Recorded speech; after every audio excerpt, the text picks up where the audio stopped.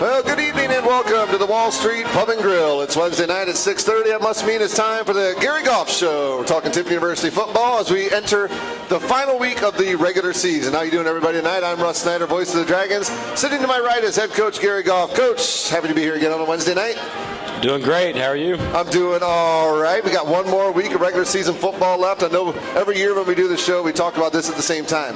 Does every single year go by faster? I can't believe we're at week 10 already. It really seems that way, and I guess that's just a sign of age, right? But it seems like we reported a camp just a couple weeks ago, and here we are, week 11. Week 11 right here, and it's rivalry week with the Findlay Oilers on the schedule this coming Saturday. We'll tell you all about when we get. We'll recap last week, and then we will get into this week, and I'll give you a heads up. It's going to be a little bit different if you follow the Dragons on radio, on video. It's going to be a little bit different this week because the NCAA coming in, which in the big picture of everything, Coach, is probably a pretty cool thing. Oh, absolutely. You know, we're on the Showcase Division II game of the week, and, you know, we're going to be televised through all kinds of different media outlets, and you know, it's a great opportunity for us to kind of, you know, showcase our university, our football program, and maybe more importantly, see our players get to play on national television where families from all over can watch. Yeah, well, it's a testament to your kids. It's a testament to your coaches, yourself, and the program that you've built here. The fact that we are on the radar. We weren't on the radar when you got here for these type of games. We are now, though. So that's a testament to all the hard work you guys have put in. And it's been a whole lot of fun so far this year. Last weekend, you know, we took our first loss. But, you know, it took us 10 weeks to get our first loss. When you you got here, it took 1 week. So it's a little bit better. You had to go there, didn't you? I mean, it was a long time ago. 8 years ago was I try hard to forget every game ever played 8 years ago. But, you know, we've worked hard and gotten to this point. And you're right. It's been a blast to coach these young men and have the experience we've had this season, but you know we still got a lot of football left, yes, so it's still been a lot of fun.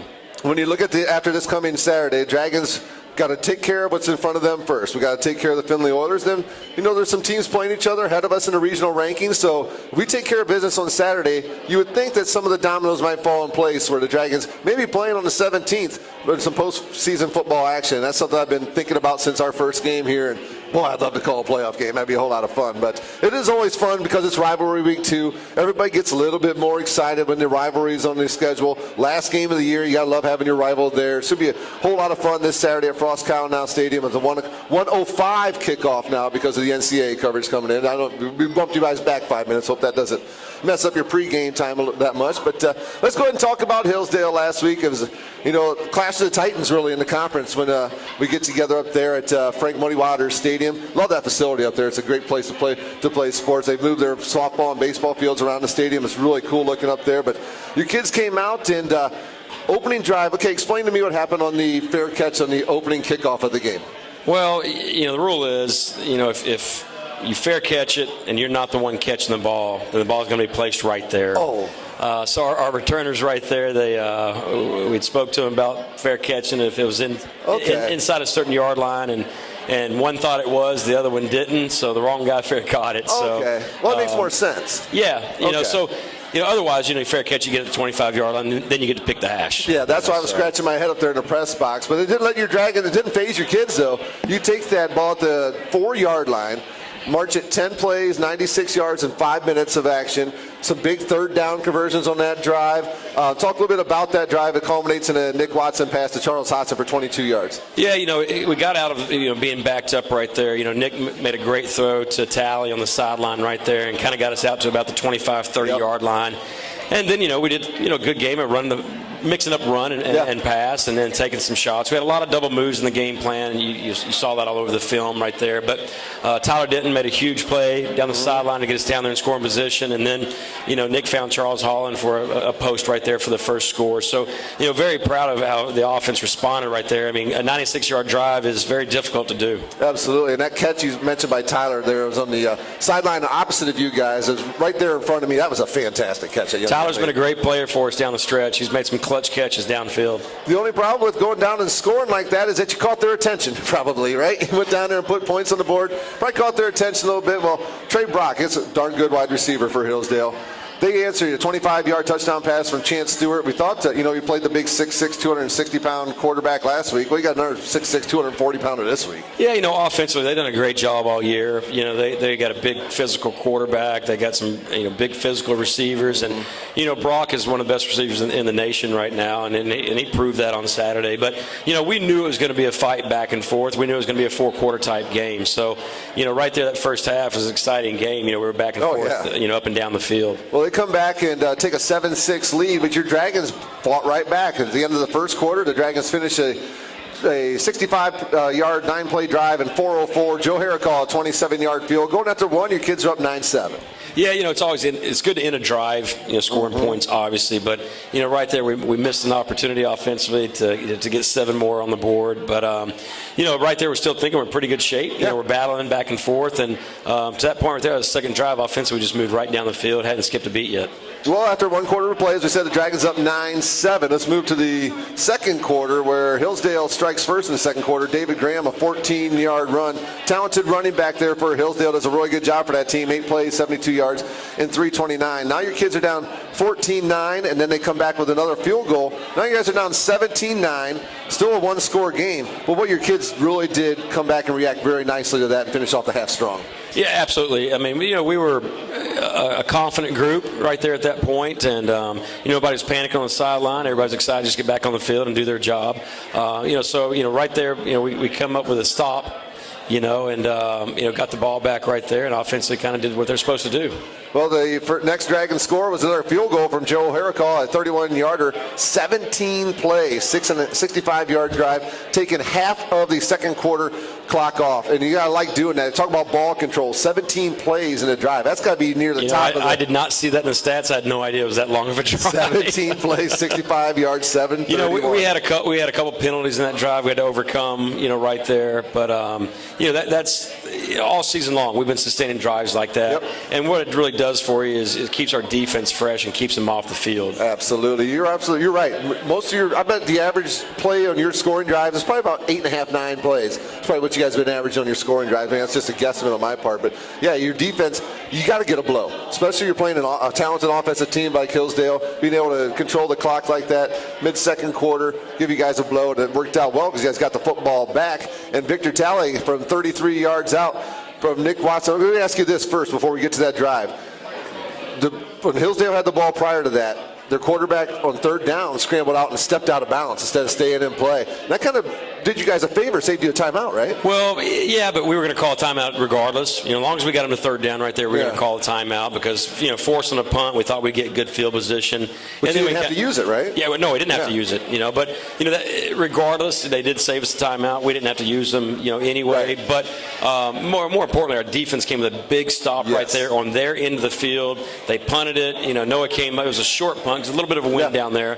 Noah Lentz came up, made a great catch. This is right there. At the 45-yard line. That kind of I think I choked a little bit as he's running up trying to catch that punt. But Noah's brave. He's been brave all year, fielding the punts. So, he did a great job catching that ball. Because if he lets the ball hit the ground right there and it takes a wrong bounce, then we might be backed all the way up on our 30.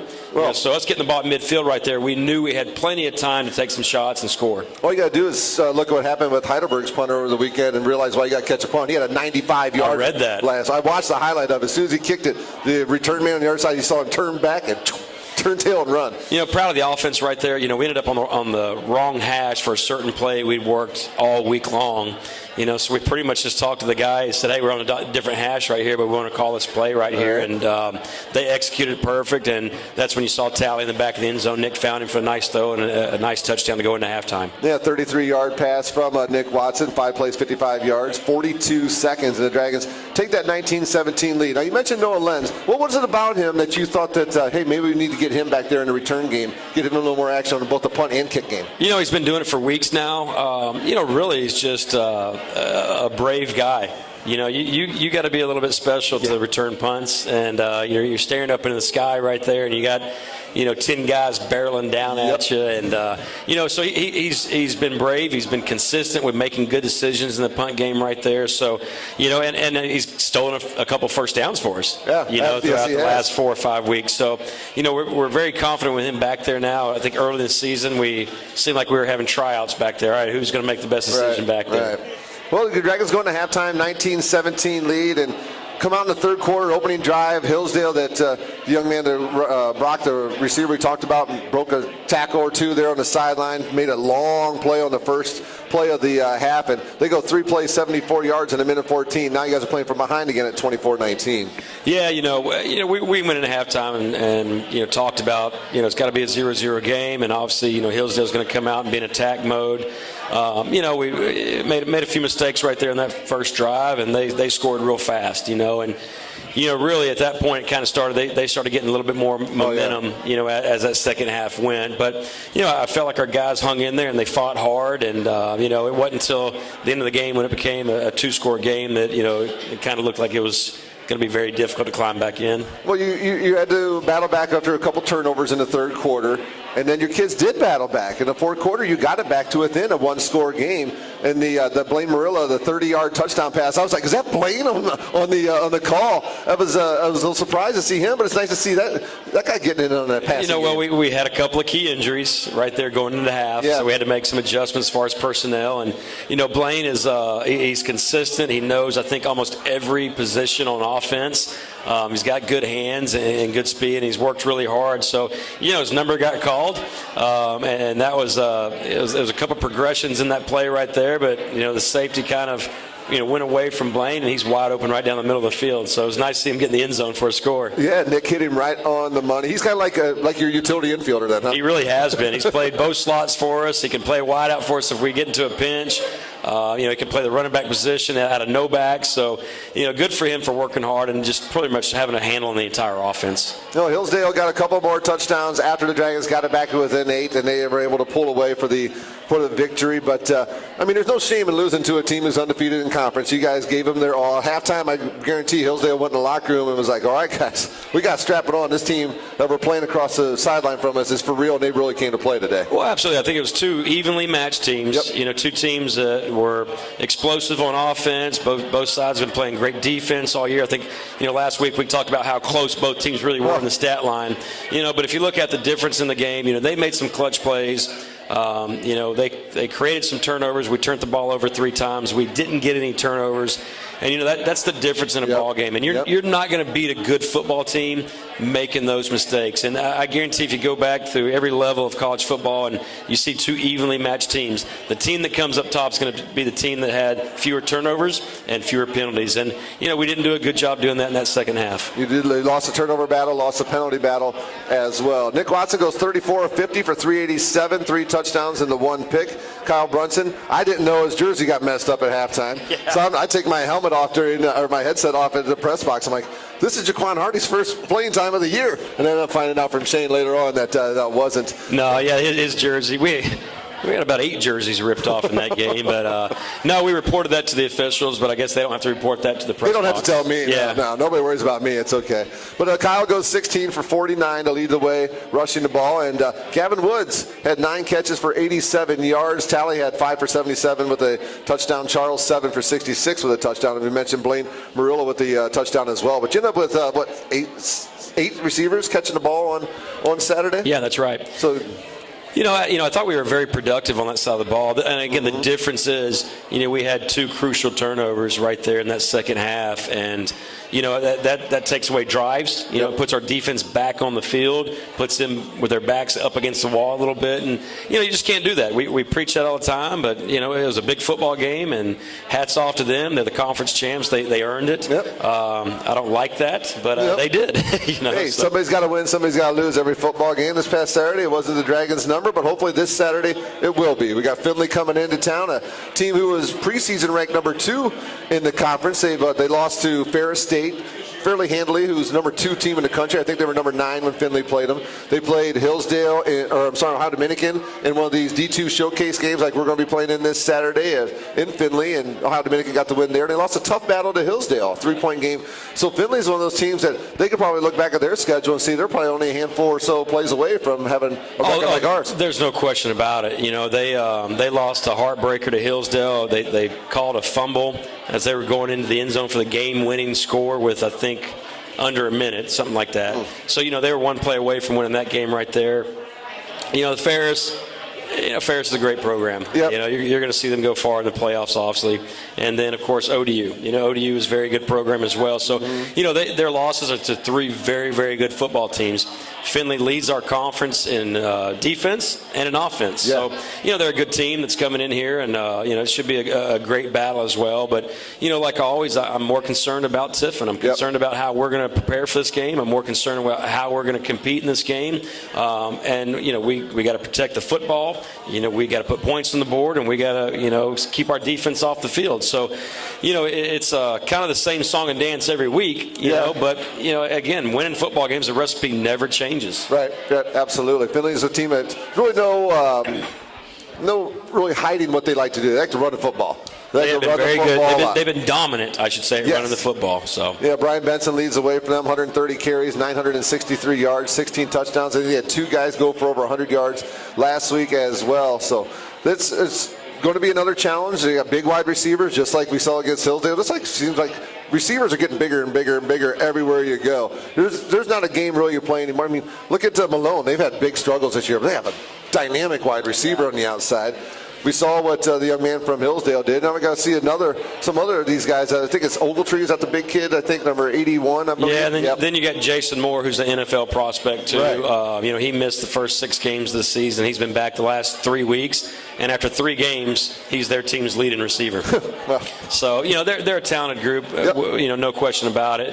In this conference, getting back to your point, you're right. There's several teams with some great receivers in this conference, and look at it. We've got great receivers, and it's going to be hard for some guys to make all conference and all American status because just of the talent of receivers in this conference. I think one of the differences with our team is I think we may have some more depth of talented wide receivers than some of the other schools do. But some of the other schools, the guys they're putting out there in their starting lineup are just fantastic athletes. Now, I just wanted to tell you about a game that happened in our conference last week. I was talking to Coach about it before. Walsh and Alderson brought us last week. So this final score was 42-39. Walsh was down 39-35. Had to complete a 4th down and 9 in the final minute and a half of the game. They completed it, got a touchdown, took a 3-point lead. Alderson Broadus drove down, attempted a 51-yard field goal as time expired. The kick hit the crossbar and it fell no good. What's more stressful in that situation, Coach? The winning side or the losing side? I guess the losing side after it hits the crossbar. Always the losing side. When they were lining up for that kick, what's more stressful in that situation? Tell me a play that's not. I mean, if you look at it, college football is crazy. Yeah. It is crazy. I mean, it is so difficult to win a game each week, and I don't care at what level. We've all seen crazy things on ESPN every week. There's something that happened in college football. Yep. I'll never forget, one of my GAs was the offense coordinator at Millsaps, I guess about 9 or 10 years ago. And if you remember, he was involved in that game where they were ahead, and the team had something like 15 or 20 laterals to end the game and win it. So you think about plays like that, and then was it last year that there was the University of Miami or somebody that had all those laterals in the game to win it. And you think about the history of college football, it's crazy things happen. You never can tell. And the crazy thing about that is we could sit here and name off all these crazy plays, and we would forget so many more. Some of the craziest plays of all time. All right, Coach, we have a student athlete we need to bring up. Here we got. We got David Heil. So, David, come on up. David Heil is going to join us here on the Gary Goff Show. David's one of our senior offensive linemen, and he graduated last year. He's in grad school, and really been the backbone of that offensive line, and he's been a joy to coach. I don't know what we're going to do without him. It's going to be odd not having him around. It seems like he's been here for all 8 years of my time here. Close enough. How you doing tonight, David? Good. How are you doing? I am doing excellent. Thanks for joining us here on the Gary Goff Show. Senior, final regular season game coming up this Saturday. How excited are you? I mean, people always say all the time, but, This season especially really flew by. Like you guys were saying, felt like it was camp yesterday. It's like a couple of seasons, it felt like they just drag on, but this one, winning helps. So Yeah, it helps. Absolutely. It makes it go by a lot faster, though. Right. Well, let's talk about your offensive line group that you participate with. You guys have stayed pretty healthy this year, all in all. And the group has been out there together for most of the season. Talk a little bit about your guys that are up front, the big uglies, I guess we'll call them. You can tell them I call them that, not you. We got Logan Schneider at center. We've been playing together he's been here just as long as I have, so, we got that chemistry. We got Ridge at left guard, and he's been here almost as long as us, and he's been playing. And then Jeremiah has been able to step up this year and take hold of the left tackle after Azell left. And then Jordan Fair, transferred from Toledo, he came in the summer and, just started hanging out with us, and we started having a good time. It's just easy to get that connection with a person. Well, it all starts up front, either side of the ball, offense or defense. It all starts up front, the line of scrimmage. And you've been a part of an offensive line that last year had first 1,000-yard rusher in many years. You're part of an offensive line this year that just first lost at week 10, which is amazing. I'm sure when you look back at your 4 years here, it's probably pretty amazing to you. Talk a little bit about that feeling of pride, I guess, that maybe you get from seeing how things have progressed and how things have gotten really good under your guys' work on the offensive line. It's definitely been a process. When we first got here, we had Mason stepping in for Dusty when he first went down, right. And then he was, Mason was here for 4 years, and I left a big hole that Logan's able to fill. But then, the rest of us, it was nice having Zell last year. He played for 4 years, and, Ridge, and the experience really helps. And the experience and the connections you make, you got to be able to trust the guy to your left and to your right, that they're going to be there, and that they're going to make the plays. Yeah, one thing people don't really know, especially the offensive line, because it's, the average fan doesn't concentrate on the follow the ball. These guys communicate, so much in a football game, more so than any quarterback or receiver or anything like that. So they've got to be on the same page, and they got to make their calls just on the spur of the moment. So they better be a tight-knit group. Well, you talked about, let's let's back that up a little bit. You talk a little bit about when the fans watch, casual fans watching the game, they watch the ball. You see the offensive line pointing, talking when you're watching games on TV. Talk a little bit about, if a fan's listening to this and they don't really know what's going on, talk a little bit about that process at the line of scrimmage, what's going on down there. It's really, we just got to see where the defense lines up, and we just got to make our calls from there. It's more difficult when they're there than they adjust. We have to make the calls on fly, but when you got guys you've been working with forever, camp's a long time, but when you have 2 and 3 years, you don't even have to make a call anymore. You just know you're just able to adjust just like that. Isn't it nice having guys? Experience kills. And we put a lot on our offensive line. Our quarterback's not always there, the one directing traffic and telling them who to block who and where the pressure's coming from. That's on our center communicating that down the line. And we've had games where our guards or tackles have said, hey Logan, hey right there he's coming, and adjusted some calls. So it's been a pleasure we've had this year having 5 guys up front that communicate so well with each other. They need to be a group. They got to work as one. That's for certain. We're talking to David Heil, number 63 in your should I say 63 in your program, number 1 in your hearts. I think that's what I'm supposed to say. Yeah, that's what my dad always says.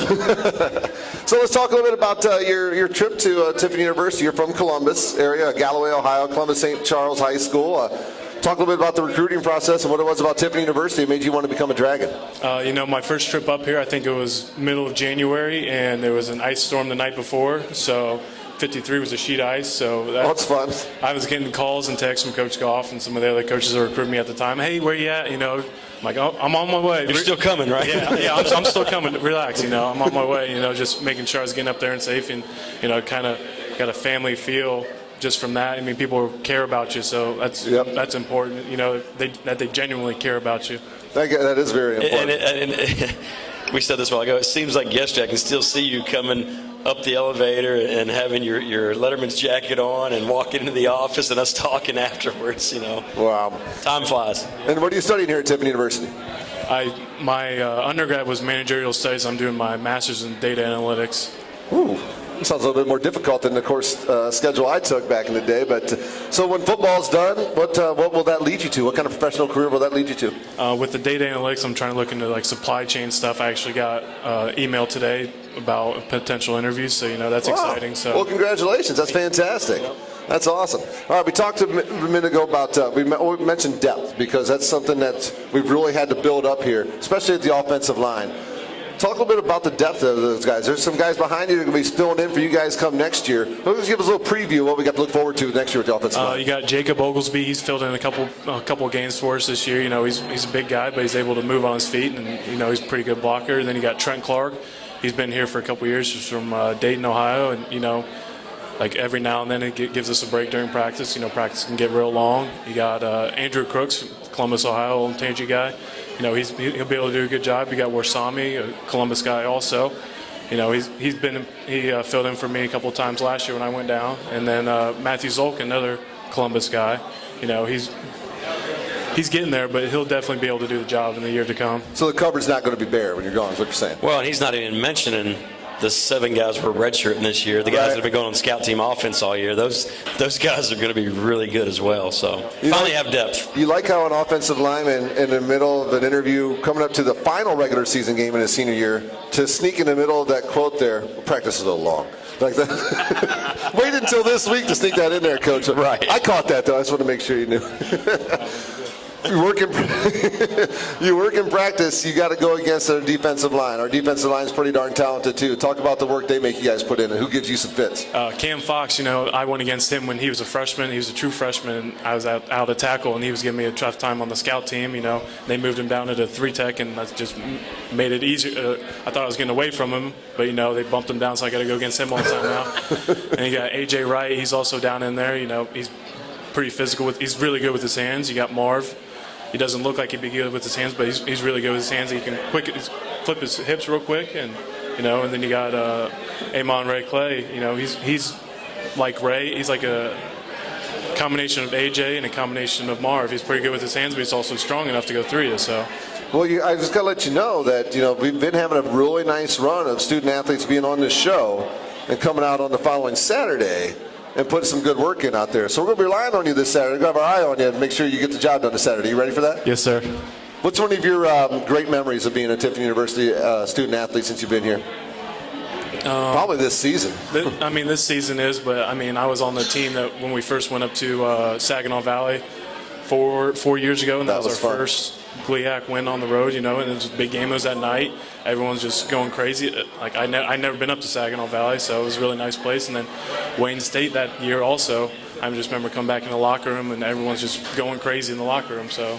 Oh, I remember that. The Wayne State game was when Brandon Person got kicked out for the targeting in that game, if I remember correctly, right? No, that wasn't Wayne State. That was Ferris. Was that Ferris? Yeah, okay. No. The Wayne State was when Brandon Person hit the running back on the sideline and changed the whole game. That's right. I knew there was something to do with that game. That's for certain. Well, Dave, thank you so much for joining us here on the program. Continued success. Best of luck. Go get them this Saturday, man. I'm really looking forward to it. It's going to be a lot of fun. And you got to love being able to get a chance on your final regular season game as a senior to take it to your rival. So I'm sure you're looking really forward to this Saturday's ball game. Yes, sir. No doubt. His name's David Heil. He wears number 63. I'll say it again, number 63 in your program or one in your heart. So tell your dad that I'm echoing his sentiment. But thank you so much for joining us here, but I really appreciate it. Thank you. That's David Heil, everyone, our guest here on the Gary Goff Show. And, Coach, another great student athlete you bring up here. And it's amazing the transformation in the program for not only the quality of the kids on the field, but just the quality of kids when you sit down and talk to them. David's just another great example of that. Oh, absolutely. Great young man. And, a lot of our success, is having some of these fifth-year guys, and, both, David and Logan, both real smart guys. They graduated early and got a chance to start their masters playing their last year of football. So, it's when you have a chance to redshirt people or they become fifth-year seniors, it really says something for the amount of success you have. I've always been told that the number of freshmen you start is probably going to be the number of losses you have that year. So I'm glad we're getting away from that and starting more fifth-year guys. Yeah, no doubt. I'm right there with you. Let me tell everybody again where you can find the game this Saturday. Again, it'll be a 1:05 start. You can watch the video at our Great Midwest page, or the Great Midwest Digital Network. The links will be at the TU Dragon athletics page, the football page. I'll be putting stuff out all the next few days. I'm going to be blasting social media with all the places you can get the game. You can get, as we said, at the Great Midwest Digital Network, the Division II, GMAC, Findlay, and Tiffin Facebook pages, I think it'll be the Tiffin Athletics Facebook page that'll be covering it. Also, the D2 Twitter page and at NCAA D2 on Periscope. So lots of places to be able to find it. If we're able to get the game to some other possibilities, we will make sure you get that out there as well. But the NCAA looked all around the country at the Division II schedule, said, let's go to Tiffin and watch the Dragons play. That's pretty cool stuff. Should be a good one. Should be a good one. Really looking forward to it. So that'll do it for the Gary Goff Show. We come to you every Wednesday night during the season here. Wing specials going on here at the Wall Street Pub and Grill. So, Coach, let's go do it on Saturday. Let's finish off the regular season on a high note. And 10-1 doesn't sound too awful bad, does it? No, not at all. No, it doesn't at all. So, Coach, thank you so much. We'll see you on Saturday. This has been the Gary Goff Show live at the Wall Street Pub and Grill.